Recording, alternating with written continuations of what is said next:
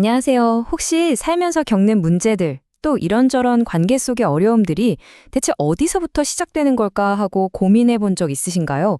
오늘은요, 바로 그 질문에 대한 아주 독특한 해답을 담고 있는 인생 철학, 이른바 정법 강의의 핵심적인 가르침들을 한번 제대로 파헤쳐 보려고 해요. 나 자신의 가치를 다시 발견하는 것에서부터 시작해서 가족 관계, 그리고 사회적 책임까지 우리 삶을 완전히 다른 시각으로 보게 될지도 모릅니다. 자, 그럼 이 흥미로운 철학의 세계로 한번 같이 들어가 볼까요? 오늘 우리는 먼저 나라는 뿌리를 단단하게 만드는 법부터 시작할 거예요.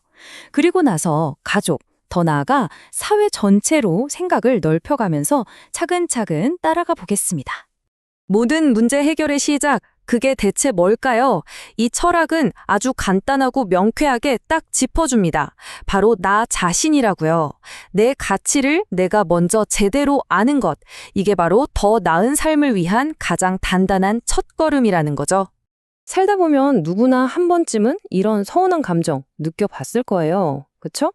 그런데 이 가르침은요, 남 탓하거나 주저앉아 있지 말고 아주 명쾌한 해결책을 실천하라고 말합니다.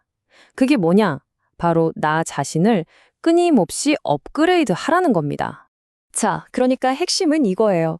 계속해서 나를 발전시키고 내가 할 수 있는 일을 찾아서 하고 그리고 나를 존중하지 않는 사람하고는 거리를 두는 것. 이게 뭐 이기적으로 보일 수도 있겠지만요. 절대 그게 아니라는 거죠. 오히려 내 인생을 한 단계 위로 끌어올리는 가장 현명한 전략인 셈입니다. 자, 이렇게 나를 단단하게 세웠다면 이제 그 힘으로 가족 관계를 한번 들여다볼 시간입니다. 특히 많은 부모님들이 참 어려워하시는 문제죠. 다 커버린 자녀, 도대체 어떻게 대해야 할까요? 여기서 정말 파격적인 아이디어가 하나 나옵니다. 우리의 자녀들은요, 아무리 잘나고 똑똑해 보여도 사실은 의도적으로 30%의 부족함을 갖고 태어났다는 거예요. 아니, 이게 무슨 소리일까요? 이게 결코 나쁜 게 아니라는 겁니다. 오히려 이 30%의 부족함이 자녀가 인생의 큰 파도를 만나 힘들어할 때 결국 부모라는 등대를 찾아 다시 돌아오게 만드는 자연스러운 장치라는 거죠. 그리고 바로 그때가 진짜 가르침을 줄 수 있는 절호의 기회고요. 그럼 부모 말은 안 듣고 자기 멋대로만 하려는 자녀는 어떻게 해야 할까요? 이 철학은 조급해할 필요가 없다고 말해요. 그냥 기다리라는 겁니다. 전력적으로요. 자녀가 아쉬운 소리를 하며 도움을 청하는 바로 그 순간을 인생의 중요한 교훈을 주는 최고의 기회로 만들라는 지혜인 거죠. 자, 이번에는 자기 성장의 관점을 부부 관계로 한번 옮겨와 보겠습니다. 특히 내조라는 단어, 다들 아시죠? 이 개념을 통해서 아내의 역할을 완전히 새롭게 정의하는데요. 이게 단순히 남편 뒷바라지하는 걸 넘어서 어떻게 아내 자신의 성장을 위한 길이 되는지 한번 살펴보시죠. 이 가르침에서 남편과 아내는 상하 관계가 아니에요. 남편이 밖에서 사회적인 성장을 이뤄나갈 때 아내는 안에서 내적인 성장을 이루는 거죠. 각자 다른 트랙에서 함께 달리는 평행 성장의 관계라고 보는 겁니다. 그리고 최종 목표는 뭐냐? 바로 동등한 실력을 갖춘 파트너로서 하나가 되는 겁니다. 그런데 말이죠. 만약에 이 평행 성장의 균형이 깨져버리면 어떻게 될까요? 바로 이 지점에서 이 가르침은 외도의 원인에 대해 굉장히 파격적이고 또 어쩌면 논쟁적일 수 있는 주장을 펼치기 시작합니다. 그러니까 이 철학은 말하는 거죠. 두 사람의 발전 속도가 달라지고 그 길이 갈라질 때 바로 그때 관계가 무너지기 시작한다고요.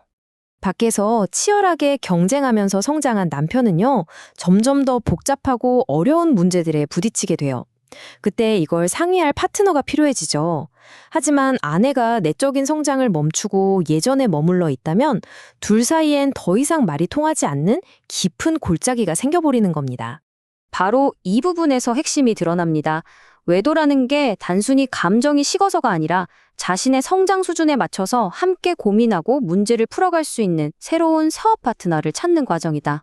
정말 충격적인 주장이죠. 결국 이 관점에서는요, 이런 안타까운 결과를 막을 책임이 아내 자신의 내적 성장에 달려있다고 보는 겁니다.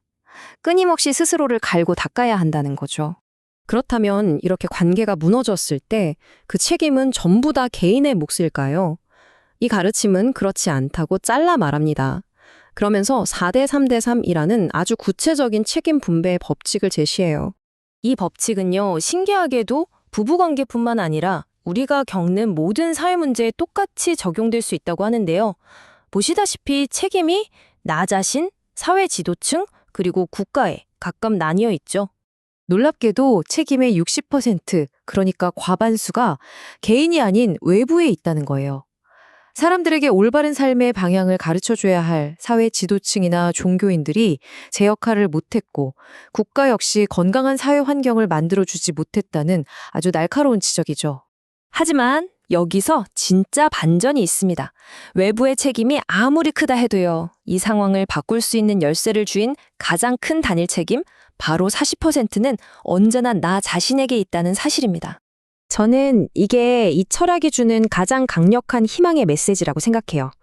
사회나 남을 탓하기 전에 내게 주어진 이 40%의 책임에만 집중해서 나를 바로 세운다면 다른 사람들이나 환경이 어떻든 간에 내 인생의 배는 결코 침몰하지 않는다는 겁니다.